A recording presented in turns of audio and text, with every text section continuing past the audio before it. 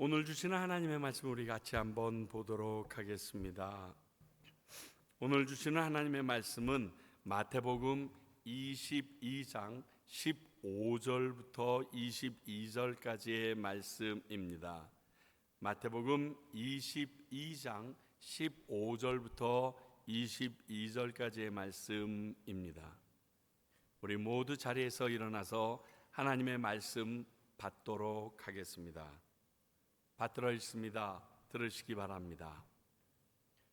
이에 바리새인들이 가서 어떻게 하면 예수를 말의 올무에 걸리게 할까 상의하고 자기 제자들을 헤롯 당원들과 함께 예수께 보내어 말하되, 선생님이여, 우리가 아노니 당신은 참되시고 진리로 하나님의 도를 가르치시며 아무도 꺼리끼는 일이 없으시니 이는 사람을 외모로 보지 아니하심이니이다. 그러면 당신의 생각에는 어떠한지 우리에게 이르소서. 가이사에게 세금을 바치는 것이 옳으니까 옳지 아니하니까 하니, 예수께서 그들의 악함을 아시고 이르시되, 외식하는 자들아, 어찌하여 나를 시험하느냐? 세금 낼 돈을 내게 보이라 하시니 데나리온 하나를 가지고 왔거늘 예수께서 말씀하시되, 이 형상과 이 글이 누구의 것이냐? 이르되 가이사의 것이니이다. 이에 이르시되, 그런즉 가이사의 것은 가이사에게, 하나님의 것은 하나님께 바치라 하시니, 그들이 이 말씀을 듣고 놀랍게 여겨 예수를 떠나가니라. 하나님의 말씀입니다. 자리에 앉아 주시기 바랍니다. 기도하겠습니다. 하나님, 오늘도 이 귀한 말씀을 저희들이 받습니다. 늘상 성경 안에 있기 때문에 우리가 이 말씀이 이렇게 귀한지 모르고 지나가는 것 아닌지 모르겠습니다. 오늘 이 말씀이 살아서 역사하는 것을 저희들이 감당하길 원합니다. 경험하길 원합니다. 성령님, 당신께서 직접 쓰신 이 말씀이 그 능력 그대로 우리의 심령과 관절과 골수를 깨어 쪼개는 말씀이 되게 하시고, 내 삶이 바르게 되는 하나님의 온전한 의로 거듭나는 시간 되도록 도와주시옵소서. 종의 입술과 언변과 지식으로는 되어지지 못하오니 오직 하나님의 말씀 그 자체가 가지는 능력을 바라는 시간 되게 하여 주시옵소서. 예수님 이름으로 기도하옵나이다. 아멘.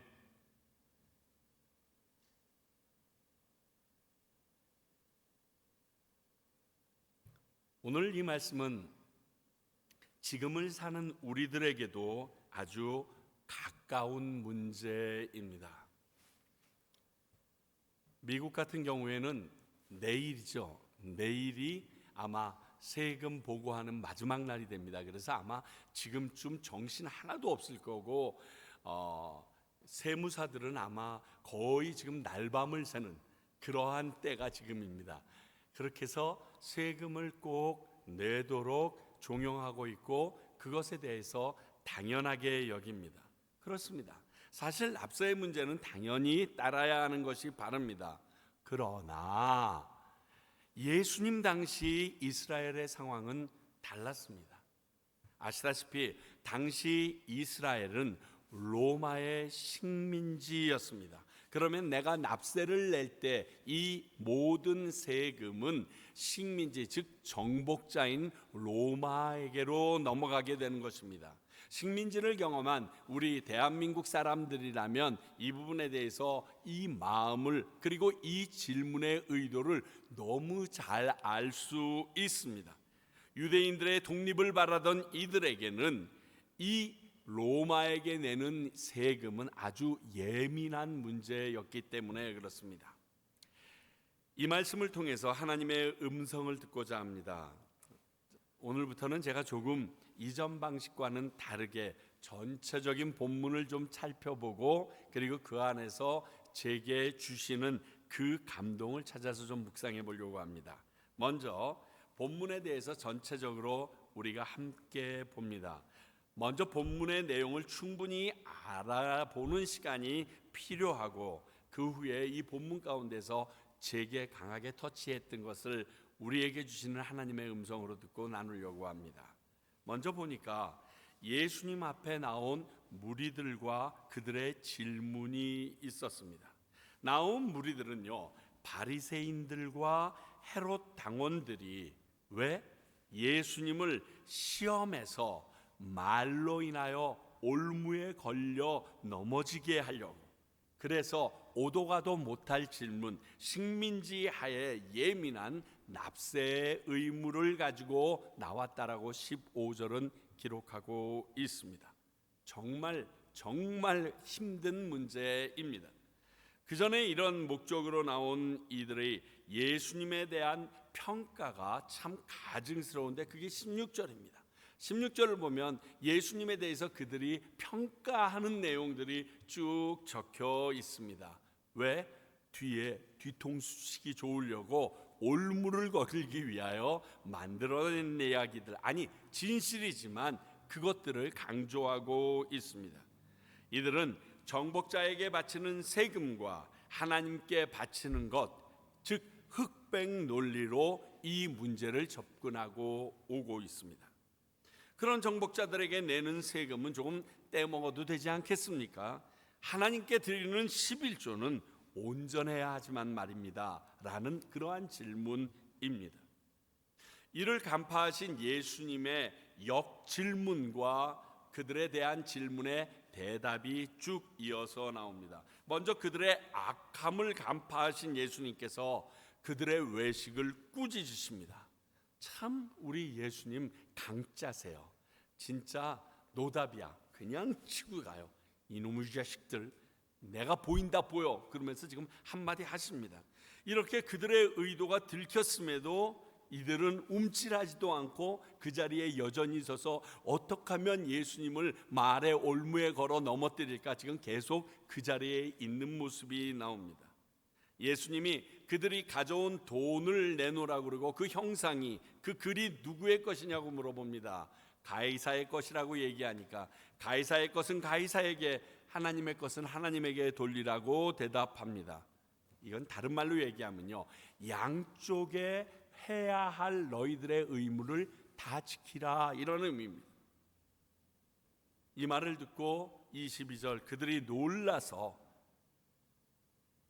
물러갑니다. 왜? 그들이 질문한 것이 우문이었던 것, 잘못된 질문임을 스스로 깨닫게 예수님께서 해주셨기 때문에 그렇습니다. 저는 22절의 말씀을 보면서 공생애 전에 예수님께서 40일 광야에서 금식을 마치시고 사단의 시험을 이기신 다음에 사단이 떠나가니라 하는 그 장면이 그대로 느껴져요. 예수를 떠나가니라, 그런 느낌이 있습니다. 그런데 다음 주일날 똑같이 하나님도 부활도 모르는 그들의 무지함을 또 한 번 드러내는 것이 답답할 뿐입니다. 자, 이상이 오늘의 본문의 모든 내용입니다. 이 본문을 통하여 저에게 한 두 가지를 마음에 꾹 찔러 주시는데, 첫 번째 18절에 있는 말씀, 외식은 악한 것이라는 사실입니다. 예수께서 그들의 악함을 아시고 이르시되 외식하는 자들아 어찌하여 나를 시험하느냐. 악한 것은 여러 가지가 있습니다.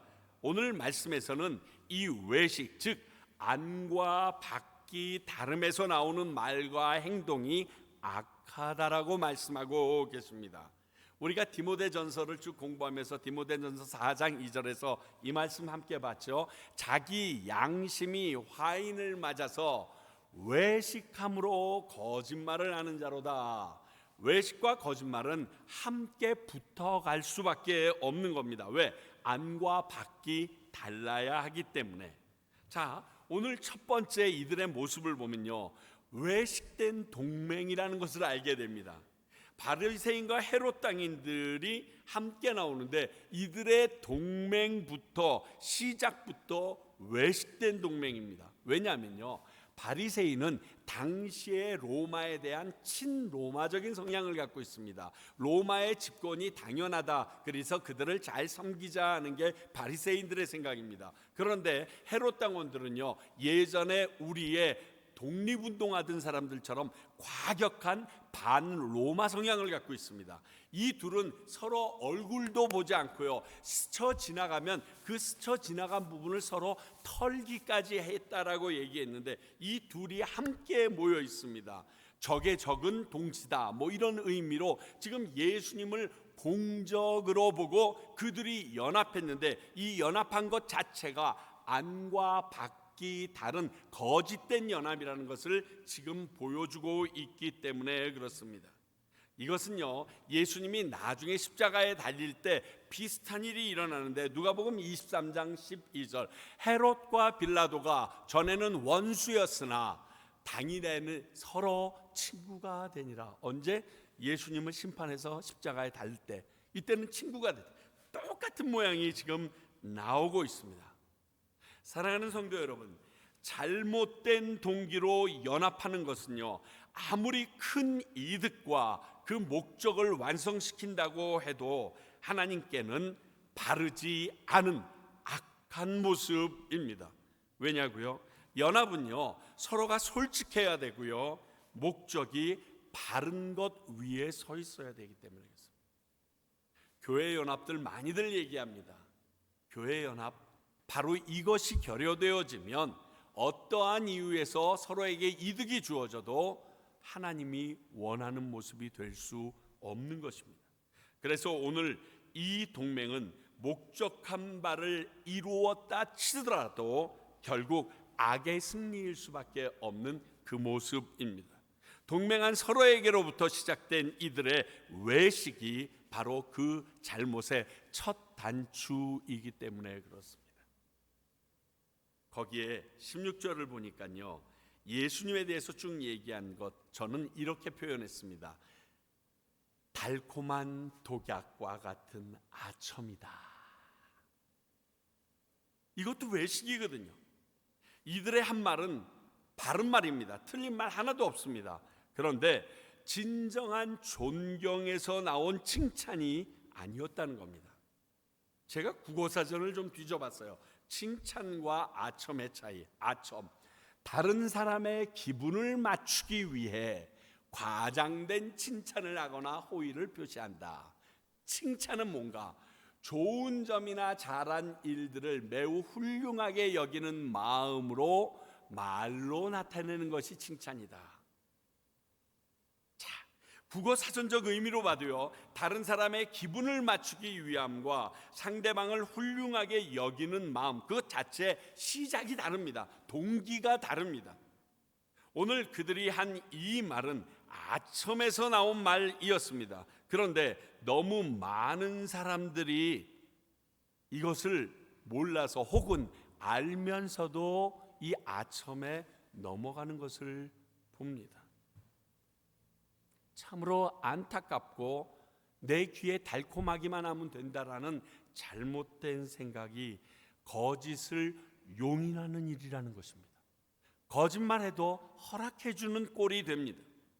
아첨은요, 속과 다른 그러한 모습입니다. 속과 겉이 다른 마음에서 나오는 달콤한 독약입니다. 결국 나를 넘어지게 하고 죽입니다. 아첨하면 떠오르는 인물 있지 않습니까? 간신들의 그들의 속성이에요. 특히 우리 한국의 사극을 보거나 중국의 사극을 봐도 꼭 등장하는 사람들이 있습니다. 목소리도 약간 베베 꼬듯이 해서 아니옵니다 뭐 이러면서 그저 왕에게, 그리고 권력을 가진 자에게 모든 것을 다 맞추어서 나의 필요를 찾아내려고 하는,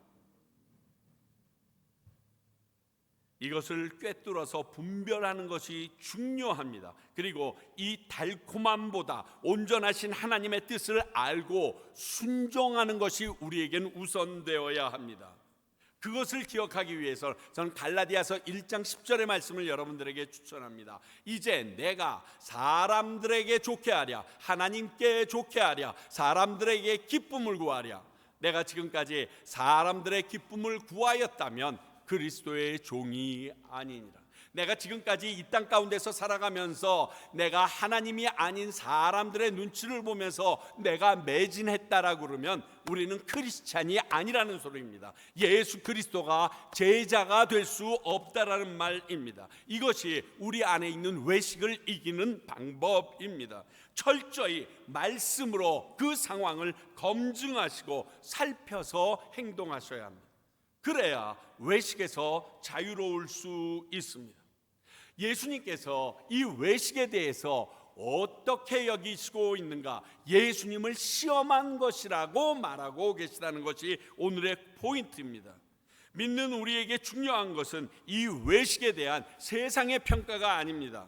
세상은 이것을 유돌이 있다라고 합니다. 융통성이 있다라는 말로 이 외식하는 것도 포용하고 가자라고 얘기합니다. 그런데 예수님의 평가는 예수님을 시험한 것으로 지금 결론 짓고 있다는 것입니다.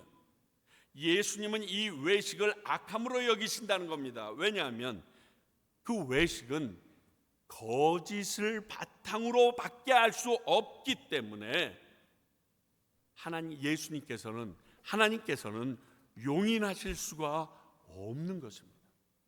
자, 우리 거짓에 대해서 좀 예민한 시각을 가져야 됩니다. 이 거짓은요, 사탄이 거짓의 아비라고 하신 하나님께서 이 거짓을 바탕으로 하는 외식을 받아들일 수 없음을 알고 있어야 합니다. 요한복음 8장 44절입니다. 너희는 너희 아비 마귀에서 났으니 너희 아비의 욕심대로 너희도 행하고자 하느니라. 그는 처음부터 살인한 자여 진리가 그 속에 없으므로 진리에 서지 못하고 거짓을 말할 때마다 제 것으로 말하나니 이는 그가 거짓말쟁이요 거짓의 아비가 되었습니다. 내가 거짓말을 하면요 사탄의 새끼가 되는 겁니다. 사탄의 자녀로서 살고 있는 것을 증명하는 겁니다. 물론 내가 예수님을 믿으면서도 거짓말을 합니다. 그 순간 내가 예전에 따르던 사탄의 속삭임과 그 습성이 다시금 드러나는 것이라는 겁니다. 근데 그것을 기본으로 한 것이 외식이니까 예수님께서 용납하실 수 없죠. 자, 우리가 잘 알고 있는 초대교회의 아나니아와 삽비라가 죽음으로까지 몰고 간 그 이유가 무엇일까요? 아나니아 삽비라가 헌금을 조금 해서요? 그가 낸 헌금이 그들의 진심이 안 담겨 있어서요? 아닙니다. 성경은 이렇게 이야기합니다. 사도행전 5장 9절 베드로가 이르되 너희가 어찌 함께 꾀하여 주의 영을 시험하려 하느냐? 보라, 내 남편을 장사하고 오는 사람들이 발이 문 앞에 이르렀으니 또 너를 메고 내가 나가리라. 그리고 삽비라도 그 자리에서 죽어버립니다. 여러분, 하나님을 시험한 것이 그들이 죽을 수밖에 없는 이유였습니다. 그들이 하나님께 드린 헌물과 그 자세가 잘못된 것이 아니라 그 헌물을 가지고 거짓말을 하면서 하나님께 올려드려 하나님이 이것을 아시는가 모르시는가 시험당한다고 느끼게 했다는 것입니다. 이게 죽을 수밖에 없는 초대교회의 정결함을 주님께서 지키시기 위하여 하셨던 일입니다. 여러분, 이 말씀 살벌하지 않아요? 계시록 21장 27절 무엇이든지 속된 것이나 가증한 일 또는 거짓말하는 자는 결코 그리로 들어가지 못하되, 그리로가 어딘 줄 아세요? 천국입니다. 오직 어린 양의 생명책에 기록된 자들만 들어가리라. 예전에 미국에 처음 가서 사역을 하고 있는데 그곳에 함께 계신 어린이 담당하셨던 전도사님이 있으셨습니다. 어머님이 가끔 벌티모어에서 자녀들이 살기 때문에 함께 차를 타고 올라가는데 제가 무슨 얘기를 하다가 아유 어머니 그거 거짓말이죠 라고 얘기했더니 갑자기 순간적으로 정색을 하시면서 아닙니다, 거짓말하면 지옥 갑니다. 딱 그 말 한마디에 제가 굉장히 화들짝 놀랐던 기억이 있습니다. 여러분, 이 말씀 가볍게 여기지 마세요. 당연히 저에게도 해당되는 말씀입니다. 세상은 가볍게 넘어가도 거짓말하는 자는 생명책에 그 이름이 없습니다. 그 권사님의 말처럼 지옥 갑니다. 그런데 우리는 세상에서 말하는 악한 짓, 살인, 간음, 사기, 그리고 도적질, 이런 것은 두려워하면서 거짓말했을 때는 전혀 꺼리낌 없는 우리의 모습이 문제입니다. 그래서 이 거짓말을 가볍게 여기게 함으로 말미암아 우리가 외식하는 모습까지도 가볍게 넘어가게 하는 사탄의 전략에 이 세상이 무너져 내리고 있어요. 그렇기 때문에 거짓을 근본으로 행하여지는 외식은 예수님께서 악하게 보고 있습니다. 안과 밖이 똑같은 토마토 같은 모습으로 세상을 살 때 세상 사람들은 지혜롭지 못하다고도 얘기하고요, 바보스럽다고도 얘기할 수 있습니다. 그러나 하나님의 평가는 다릅니다. 여기에 주목하셔야 됩니다. 또 하나, 오늘 말씀을 통해서 제가 딱 다가오는 것은 세금에 대한 예수님의 생각입니다.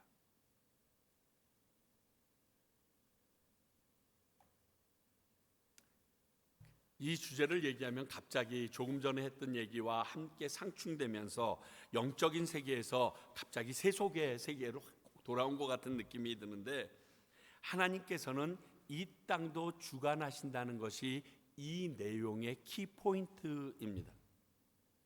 자, 가이사의 것은 가이사에게 돌리라고 한 말을 네가 살고 있는 그 세상에 대해서 네가 해야 될 바는 하라, 이렇게 해석하는 것도 별 큰 무리는 없겠죠. 이는 세상에 주어진 권세에 대한 책임도 믿는 자들이 행해야 될 당연한 도리라는 말씀입니다. 우리가 잘 아는 로마서 13장 1절 2절 볼까요? 각 사람은 위에 있는 권세들에게 복종하라. 권세는 하나님으로부터 나지 않음이 없나니 모든 권세는 다 하나님께서 정하신 바라. 그러므로 권세를 거스리는 자는 하나님의 명을 거스림이니 거스리는 자들은 심판을 자초하리라. 제가 볼 때 이 과테말라에 와서 2년 반 가까이 있으면서 이 분들의 사고 방식들 중에서 가장 안타까운 것이 있는데 뭐냐면, 자신들이 누려야 될 권리가 있어요.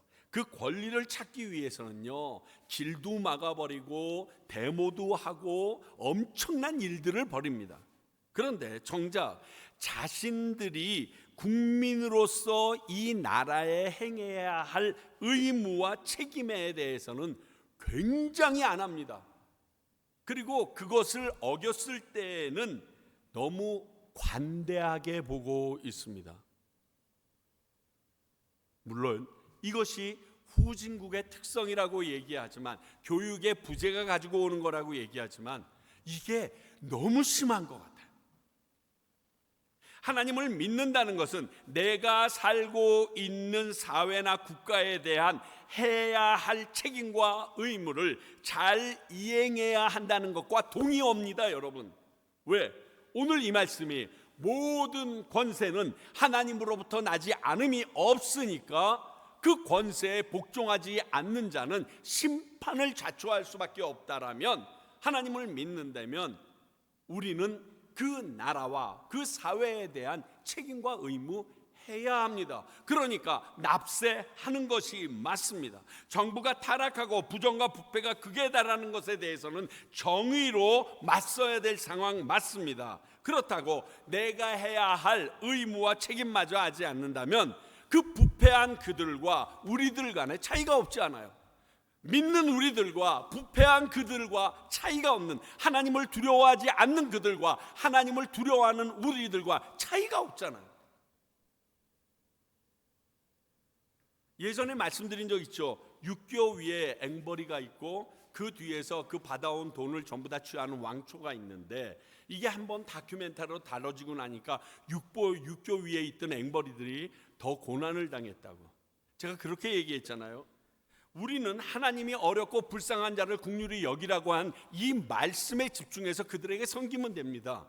그리고 그 뒤에 상황은 공의의 하나님께서 책임져 주실 걸 믿고 내게 주신 말씀을 내가 순종하는 것이 우선된 거지, 내가 하나님의 말씀을 순종하는데 거기에 걸림돌을 딱 갖다 놓는 이 사탄의 괴계에 우리가 넘어질 필요는 없다는 겁니다. 오늘 예수님의 말씀이 이와 거의 흡사한 의미로 주신 말씀입니다. 너희들 살고 있는 그 나라, 너희들이 통치하고 있는 그 나라, 그 나라에도 너희가 해야 될 바는 해야 한다라는 것입니다.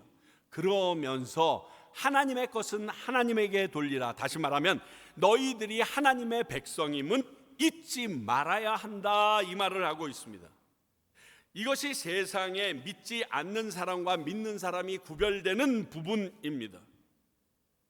나는 세상에 열심히 해서 세상으로부터 인정만 받으려는 것이 아니라 그 가운데서 그렇게 행하는 이유가 하나님 때문이라는 것을 드러낼 수 있어야 된다. 세상은 자기에게 들어오는 것이 모두 자기 것으로 여기고 살아갑니다. 그래서 그것들에 대한 자기의 주장이 너무 강합니다. 내 마음대로 써야 되고 내 소유있기 때문에 내 뜻대로 집행하려고들 합니다. 그런데 예수님은 오늘 이 말씀으로 그것 가운데 하나님의 것이 있습니다. 아니, 모든 것이 하나님의 것임을 기억하라라고 지금 말씀하고 있습니다. 물론 하나님의 은혜로 내게 주어진 것임을 인정하지 않는 사람들은 이 말에 동의하지 않을 것입니다. 그러나 지금 예수님 당시에 이 말씀을 받고 있는 유대인들에게는 이 말씀은요, 지금까지 조상 때부터 살아왔던 삶이고요, 당연한 것이기 때문에 이 말을 듣고 있던 그 누구도 이 말에 대해서 부인하지 않았습니다. 그런데 여러분들에게 질문할게요. 오늘 이 말을 듣는 우리는 이 부분에 대해서 어떻게 생각하십니까?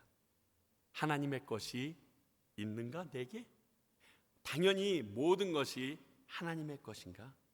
혹시 내 것인데 인심 써서 하나님께 드리고 있다라는 생각으로 헌금하거나 봉사하거나 시간과 노력을 드리고 있습니까?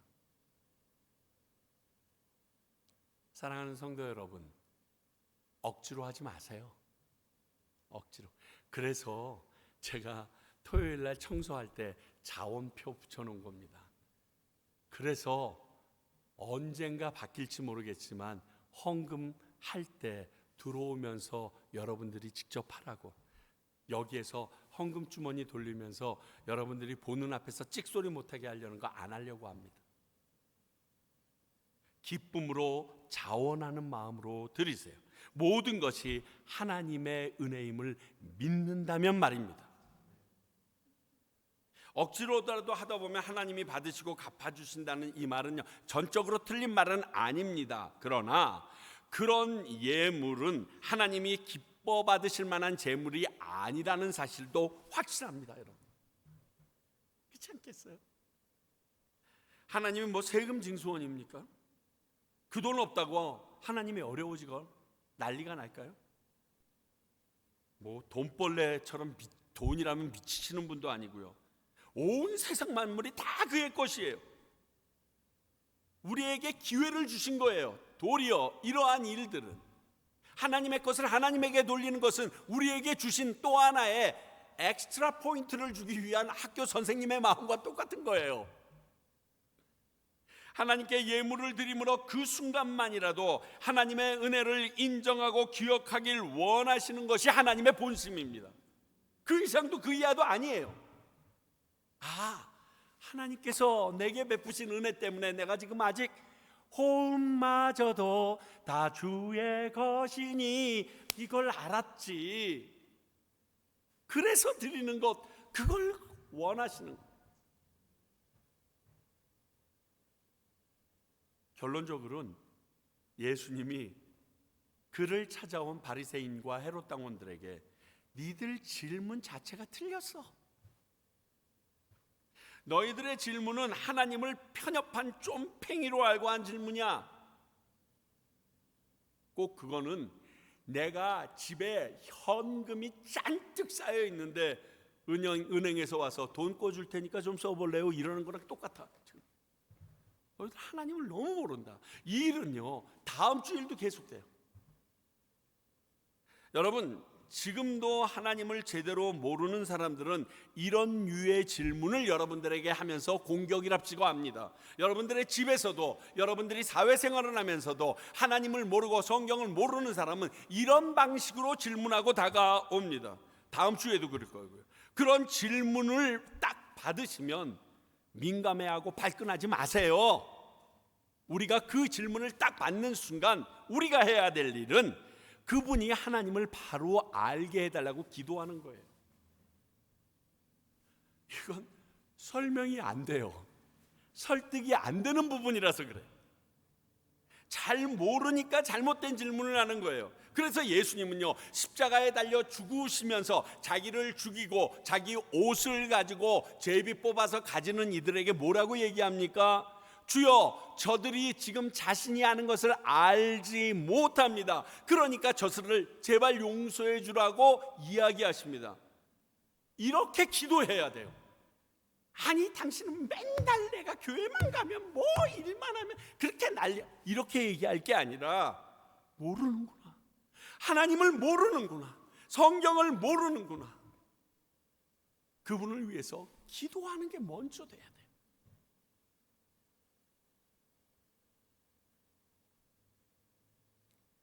이렇게 말씀들을 보면서 저에게 쿡 박히는 게, 하나님의 말씀은 실생활과 영적 생활 모두를 관통하는 진리의 말씀이라는 것을 깨닫게 해주네요.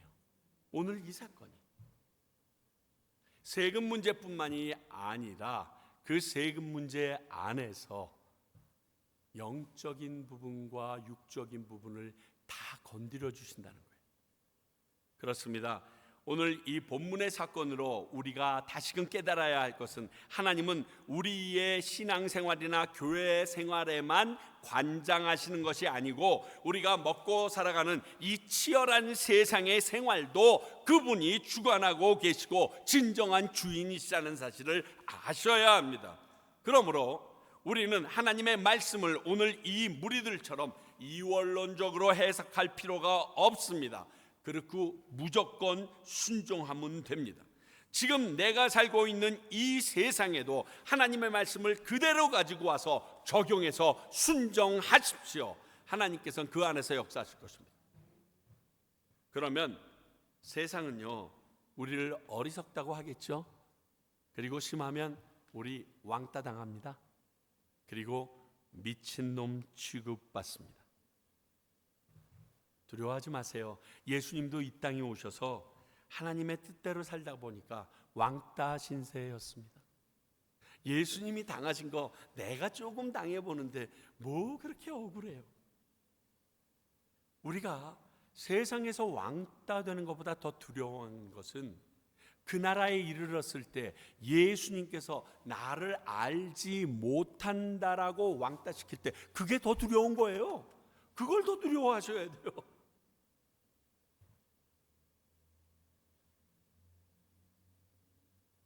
저희들이 이것을 이길 수 있는 힘이 있었으면 좋겠습니다.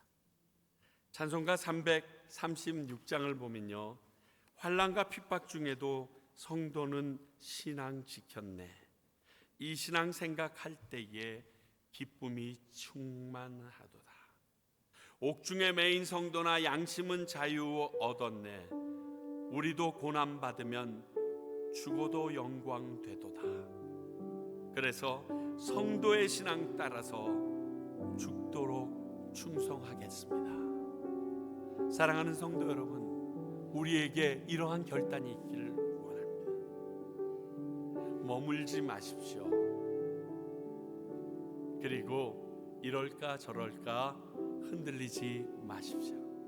우리 이 찬양 1절 2절 주님 앞에 올려드리고 우리 함께 결단하며 기도하기를 원합니다.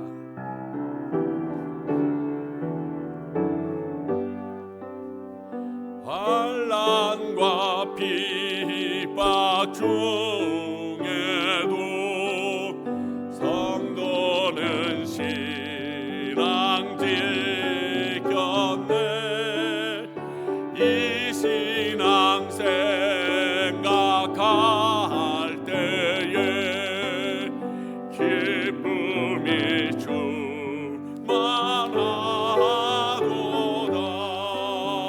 성도의 신앙 따라서 죽도록 충성하겠네.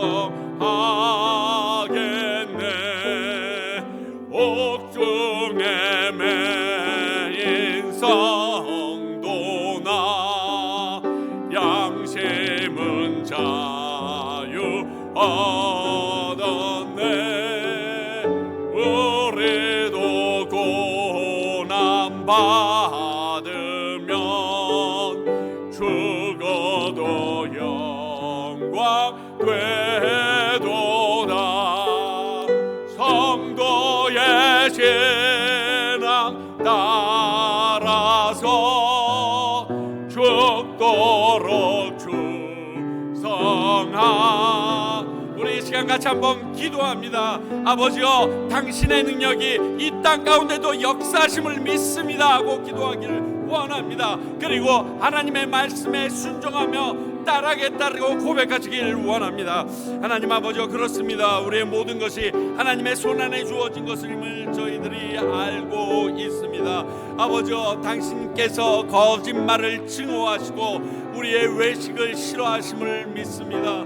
저희들이 거기서 멀어지게 하시고 세상 사람들이 어떻게 평가하든지 간에 우리가 하나님만을 따라가며 하나님만을 붙들고 나아가는 거룩한 신앙의 소유자들이 되게 하여 주시옵소서. 지금까지의 우리들의 삶들과 완전히 달라지는, 주님이 원하시고 주님이 기뻐하시고 주님이 인정하시는 삶을 살아가는 저희들 되게 주여 역사하여 주시옵소서. 한 영혼 한 영혼이 우리가 온전히 이 땅 가운데서도 역사하시는 하나님을 인정하며 당신의 은혜를 감사하며 살아갈 수 있기를 원합니다. 아버지여, 이 시간이 그 말씀대로 우리 안에 역사되어지는 시간이 되게 하여 주시옵시고 하나님을 높여드리는 시간이 되도록 우리 각 사람이 모든 것을 내려놓고 당신 앞에 나아가는 시간이 되도록 인도하여 주시옵소서. 부족하옵나니 우리의 죄를 사하시며 하나님 앞에 성결하고 진실함으로 나아가게 하여 주시옵소서. 살아계신 하나님 아버지, 그렇습니다. 저희들의 삶이 외식된 삶에서 멀어지기를 원합니다. 융통성이 없다라고 세상이 판단하여도 하나님이 원하시는 그 진실함 자리에 서 있기를 원합니다. 또 우리의 교회와 신앙생활뿐만이 아니라 내 삶 전반적으로 하나님께서 주관자 되심을 믿고 세상 사람에게도 하나님께 하듯 그대로 살게 하여 주시옵소서. 그러므로 믿지 않는 자와 이 세상에서도 구별되고 분별되어지는 거룩한 주님의 백성들 되게 하여 주시옵소서. 그 믿음과 그 능력과 그 모든 것을 이행할 수 있는 결단을 우리에게 허락하여 주시옵소서. 예수님 이름으로 기도하옵나이다. 아멘.